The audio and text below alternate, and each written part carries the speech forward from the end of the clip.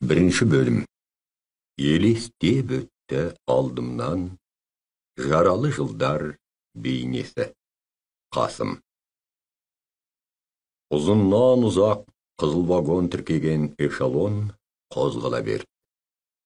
Шығарып салуға жиылған қалың топ, жапырылып пойызға ере жүгіріп, манадан бері айтып тауыса алмаған сәлем сөздерін айғайдап қол бұлғайды. Қызыл вагонның кең есігінен көлденең тіреген тақтайға сүйеніп, біріне-бірі асылып, үймелесіп тұрған солдаттар да қол бұлғап, айғайдап барады. Жамыраған қалың шудың арасынан жылаған ащы дауыстарды естіледі. Енді ажыраңдар, бәріңнің атыңнан мен қош айтам дегендей паровоз. Шұбалта созып, ұзақ шырқап айғайлады да, жауынгерлерді жақындарының ыстық құшағын суырып әкете берді. Осы бір ащы айғай, манадан бері қол ұстасып, құшақтасып, сүйісіп, 2-3 айдан кейін қайта жалғасқан екі жақтың арасын қақ бөліп терең бір сызық тартып өтті. Енді олардың бірі алысқа аттанған қауіп-қатердің адамдары да, екіншілері солардың тілегін тілейтін артта қалған ел жұрты.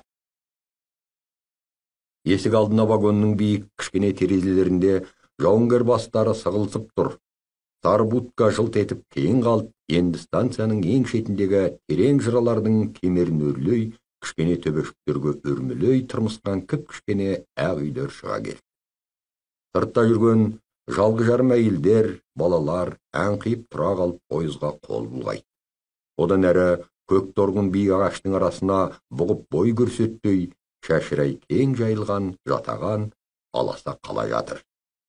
Сол қала ақырын алыстаған сайын, әр күнге тіпті бұрын онда тұрмаған адамдарға да ыстық тартып барады. 6-шы бет.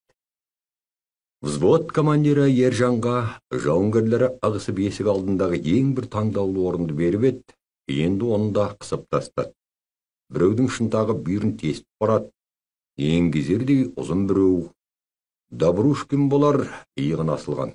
Онда да ол еш нәрсені сезер емес. Артта қалып бара жатқан қалаға, одан әрі Алатауға қарайды.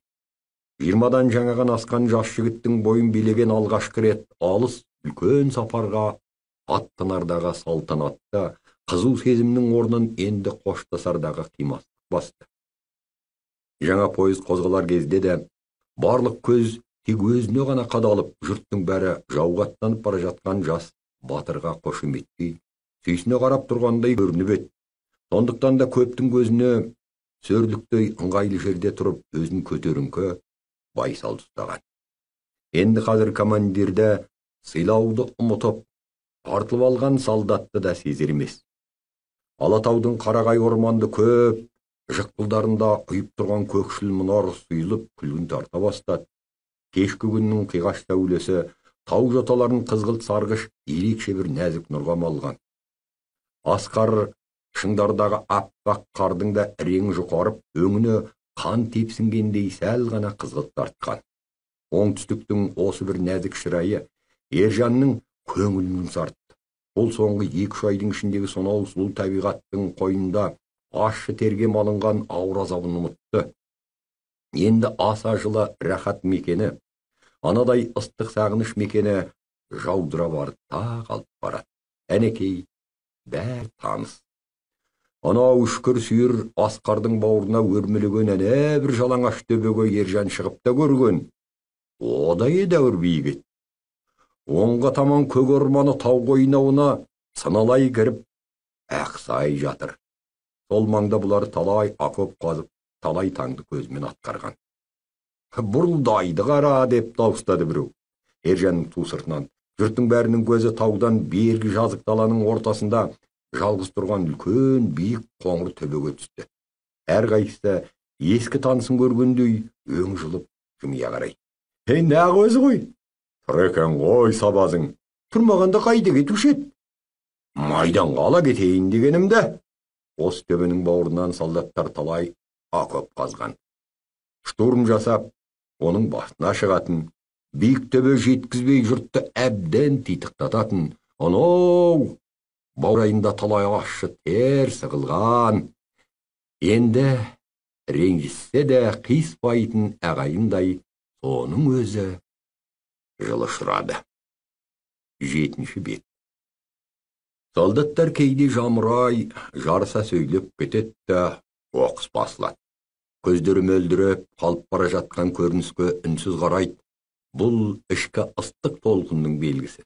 Аздан кейін есік алдында сығылысқан жауынгерлер тағы да сөйлесіп кетті.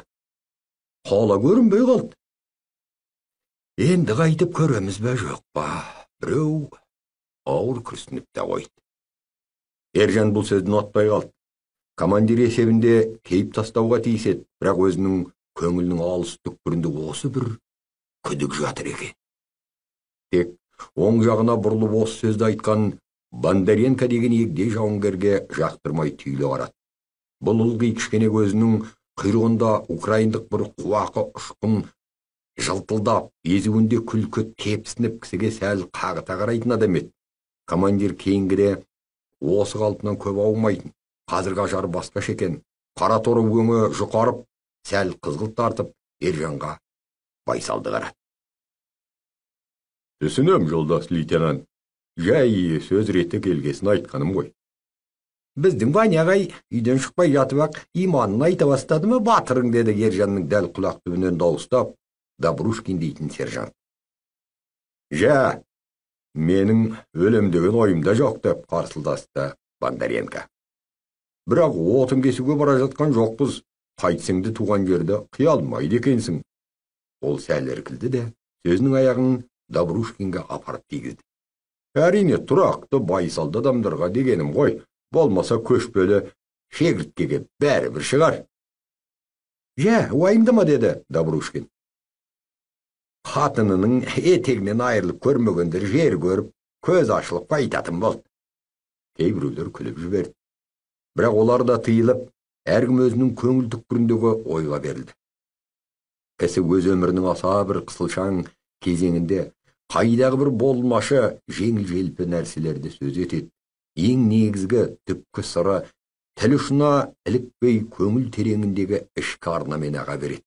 Қазірде әр қайсы туған жермен өзінше қоштасып, өз өмірлеріндегі ең ауыр сапарға бара жатқанда барынша толғанса да, көбіне ұсақ түйекті сөз етіп, әзілдесіп келеді. 8-ші бет.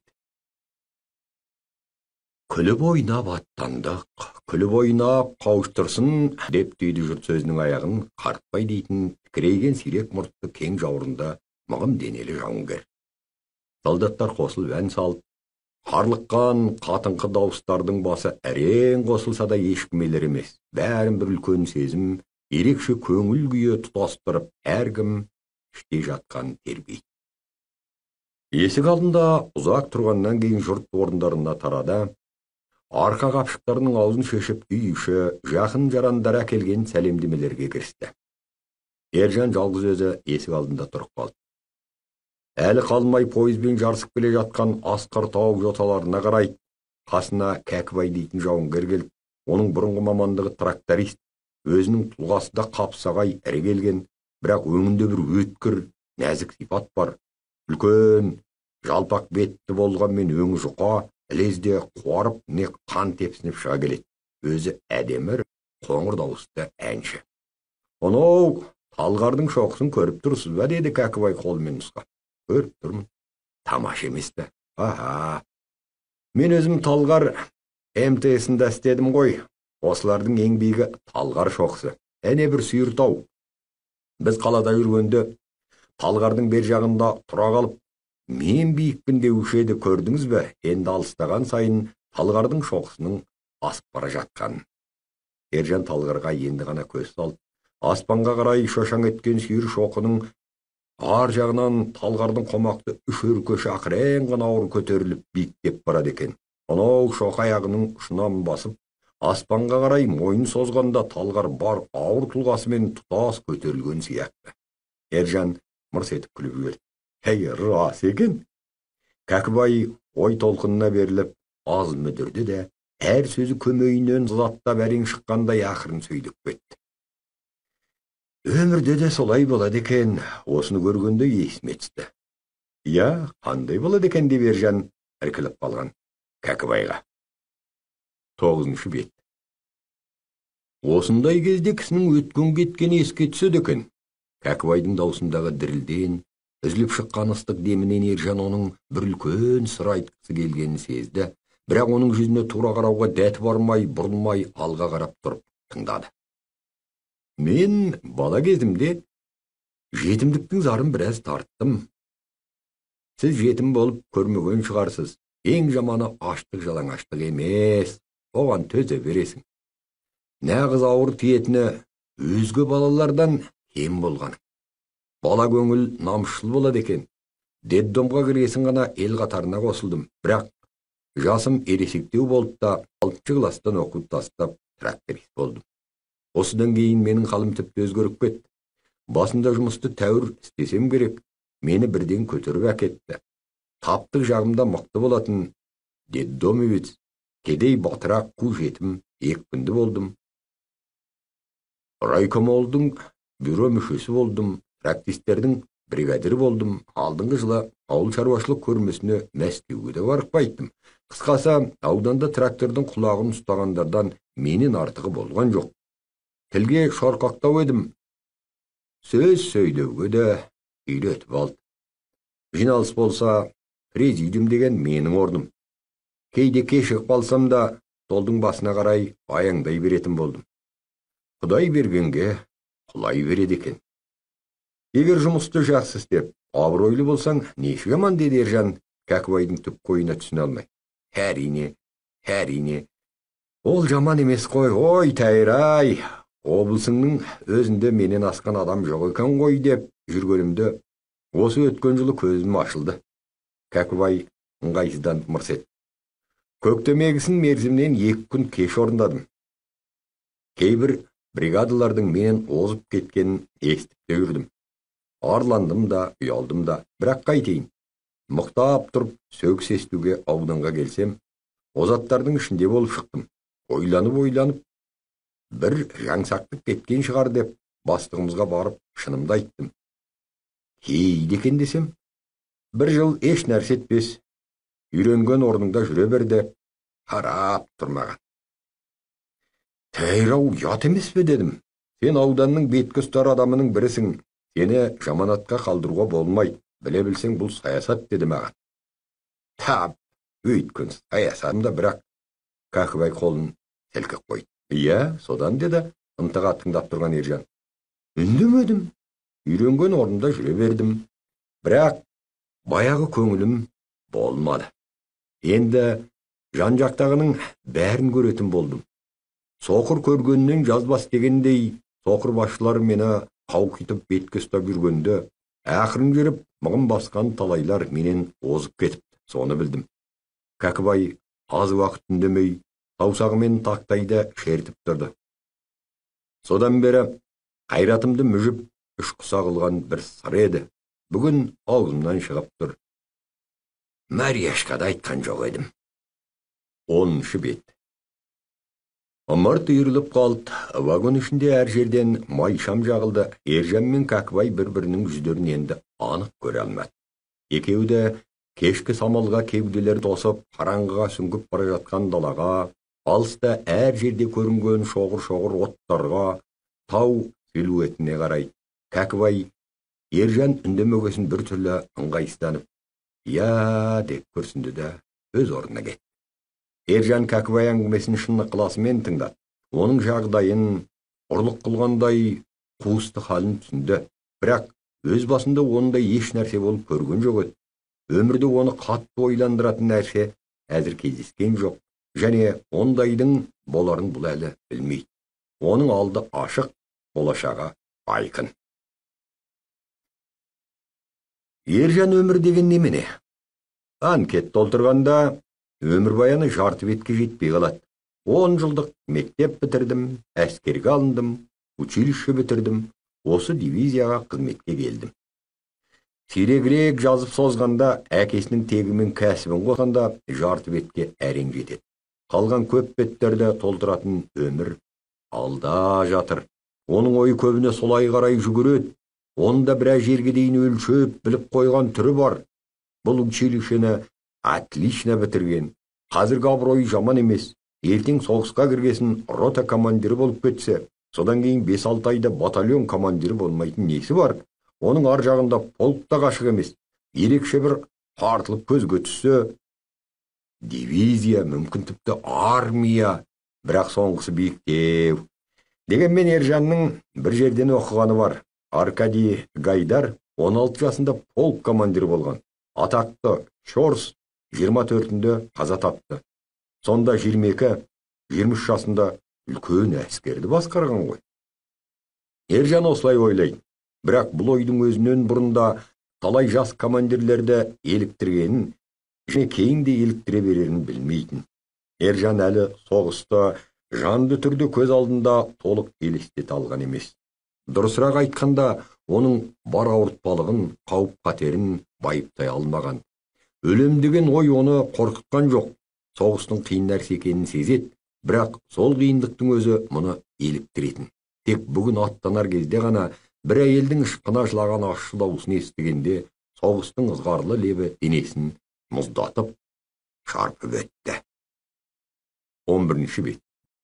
Жаңағы Кәкібай сөз тағы да есіне түсті. Оның жолынан менің жолым бөлек. Егер мен жоғарлай қалсам да адал жолмен көтерілем ғой, бірақ оның да өз басы арамдық істемеген ғой. Сонша неге қиналады деп ойлады Ержан. Мәрияшқа да айтқан жоқ едім. Мәрияш Ержанның есінде. Бір-екі рет Кәкібайға жолығуға келген. Әдеміше келген дөңгелек жүзді қара келіншек. Бір рет солдаттар қалжыңдағанда қып-қызыл болып теріс айналып кетті. Өзінде нағыз қазақылық бір ұялшақтық бар. Бүгін Ержан өтіп бара жатып жылаған әйел дауысын естіді. Еріксіз жалт бұрылып, Кәкібайдың құшағында тұрған Мәрияшты көрді. Бетін күйеуінің кеудесіне басып, тыйыла алмай өксіп-өксіп жылап тұр екен. Кәкібай қысылып қалып, бірақ өзінің де дауысы бұзылып, «Қой, Мәрияш, қойшы тәйірі, жұрттан ұят» деп, әйелін қалқылай теріс айнала берді. Мәрияшқа да айтпаған. Ержан Кәкібайдың сырын енді түсіне бастағандай болды. Бірақ Кәкібай жайын ойлаған сайын неге екені белгісіз тынышы кетіп өзінен өзі қуыстана берді. Бүгінгі қатерлі сапарға аттанардағы көтеріңкі, салтанатты көңіл күйі будай тарқап барады. Поезд Разъезге келіп тоқтады. Добрушкин Ержанның қолтық астынан сып етіп жерге секіріп түсті. «Қайда барасың? Поездың қанша тұрар белгісіз» деп айғайлады Ержан. Әлде қайда тым асығып бара жатқан Добрушкин оның сөзіне құлақ асуға мұршасы болмай, «Қазір келем» деп дауыстатты жүгіре жөнелді. Сөзін тыңдата алмағанына ашуланып қалған Ержан екінші рет дауыстағанша ол ұзақ кетті. Сирек фонардың қара көлеңке сәулесінде қалбаңдап жүгіріп бара жатқан Добрушкиннің сиқына қарап, ызаланып, бармақ шайнағаннан басқа амал қалмады. Поезд қозғала бергенде Добрушкин ентігіп әрең жетті. Зығырданы қайнап тұрған Ержан оған тарпа бастады. «Неге рұқсатсыз кетесің? Саған поезден түсуге кім рұқсат ет? Айтшы кәне!» 12-ші бет. Добрушкин тартылып тік тұрса да, Ержанның бұл сөзіне онша қысыла қойған жоқ. Түріне қарағанда оны мазалаған басқа бір нәрсе бар сияқты. «Жолдас лейтенант» деді ол. «Мені қойсайшы, қайтесің» деген пішінмен. «Шөжебайып жоқ, барлық вагоннан іздеп таппадым». «Не дейсің?» Ержанның төбесінен мұздай су құйып жібергендей болды. Енді байқады. Мұнадан бері жауынгерлерін түгендеуді ұмытып кетті. Пойызға мінерде де өз қиялымен әлек болып, олармен онша әсі болмап. Енді қайтпек. Бірақ әр отделение командирі өз қарауындағы жауынгер үшін жауап беру керек қой. Барлық пәле Добрушкинде.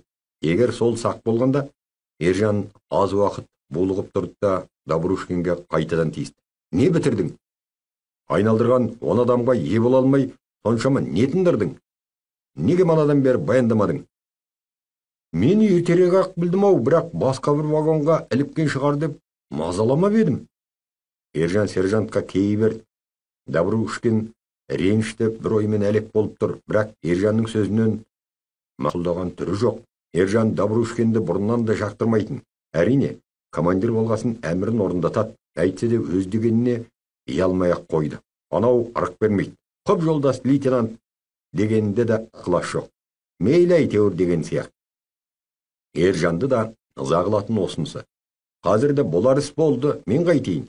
Бірақ түбі салмақ өзіңе түседі ғой дегенді көз айтып тұр. Мен сені сотқа беремін деп айғайлады Ержан. Несі бар? Берсеңіз беріңіз. Ержан өзінің асырып алғанын білді де, булығып үндемей теріс айналып кетті. Тағы да Добрушкин жеңіп шықты, бірақ оны ойлайтын шама қайда. Енді ол бұл іске өзінің жауап беретінін, үлкен айыпты болғанын сезді. Өкініш қанға тараған удай тұла бойын жайлап барады. Енді қайтпек. Шөжебаев көжек дейтін 40-қа жуықтаған егде қазақ болатын. Өзінің жөнді сауаты да жоқ. Бұрын шопан болған. Әскери оқуда оған зор қиындықпен қонушы еді. Оның қандай себеппен қалып қойғанын сайтан білсін. Әйтсе де өзі адал адам сияқты еді. Бұлай көзге қораш, момын ғана. Бірақ жуастан жуан шығады деп, оның ішінде не барын сайтан біле ме? Ол қалай қалып қойды? Мен неғып байқамадым деп ойлады Ержан. 13-ші бет. Мана балқиясы келіп, сүйреп әкетіп еді деді Қартбай. Ғашығын қия алмай тұрғанда қалып қойған ғой. Ержанның ойына жаңа түсті. Көжек Кәкібайдың қасына барып, көзінде жас мөлтілдеп, келін қарағым, қой жылама, азаматтың саулығын тіле деп жуаныш айтып тұрғанды. Сол кезде тура Көжектің әкесіндей жалпақ бет еңгезердей қара қатын жүгіріп келген. Әкем-ау, мұнда екен ғой деп Көжек ұмтылған. Балқия ашпысың, ойпырмай жеттің бе деп Көжек әйелінің иығынан сипап, қолынан ұстап, одан әрі өз сезімін қалай жеткізерін білмей бір әбігерге түскен, көзінен жасы да тамып кеткен әйелі. Ибай-ау, алдымен ана қайнағаға сәлем берсейші дегенді. Қайнағасы жалпақ, тымақ киген, шоқша сақалды біреу екен. Ержан одан әрі қайрылмай кетіп қалып еді. Сол екі ортада қара қатын байын сүйреп әкеткен ғой. Бірақ одан келер жеңілдік жоқ. Ержан даланы жапқан қараңғы түндей түнеріп есіктің алдында тұр. Вагон ішіндегі дауыстар да су сепкендей басылып қалды. Жаңа ғана жайнап тұрған дүние әсем түн бар көркінен айырылып түсі суып барады. Анау алыста бір шоғыр от жылтырайды. Ол жерде өздерінің жылы үйлерінде майданға кетіп бара жатқан Ержан мен ісі жоқ, бұл танымайтын адамдар тұрады.